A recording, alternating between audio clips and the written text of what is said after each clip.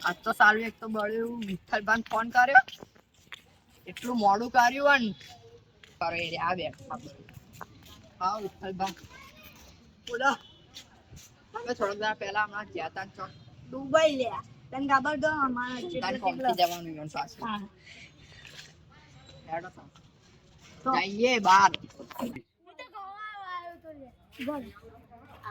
ચમન બા ને વિઠ્ઠલ બા બે શું જાય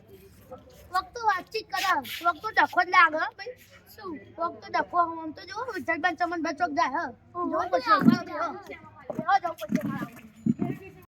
કોકનો ચડાવ પછી કોકનો ચડાવ હું હે ને બે જણા વિઠ્ઠલ બા ચમન બા ને બીજા કોટીજા જોડે બબાલ કરાવું છે હવે હું ચડાવું લાલભા ચડાવું હાલે લાલભા ચાલુ જો પછી રાતે લાલભા આટલામાં જ હોય છે રાતે ગયા હતા તમે અને ચો લખા લાલભા ઓ લાલભા કેવું હે મસ્ત શું કરી હું આવ્યું તું આખા તો કોણ આવ્યો હું કરાવે ચમન બા ને વિઠ્ઠલ બા ને ચમન બા ને વિઠ્ઠલ બા બે જણા ને તમારી વાતો કરતા હતા ના આસ્તો ને તમે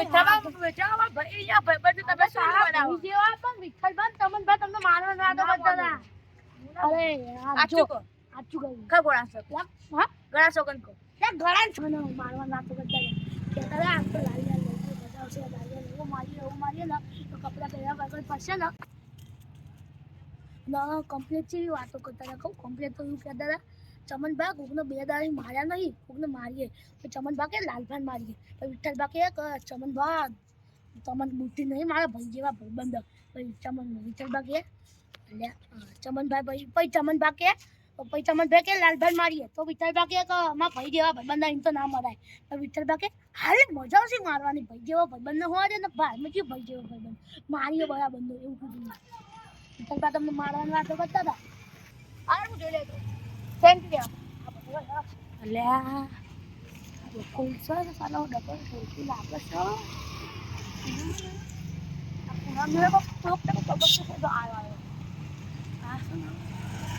आ भाई क्या देखो लालिया ने बहुत जाकू आ तो लालबान जब्बर चलाया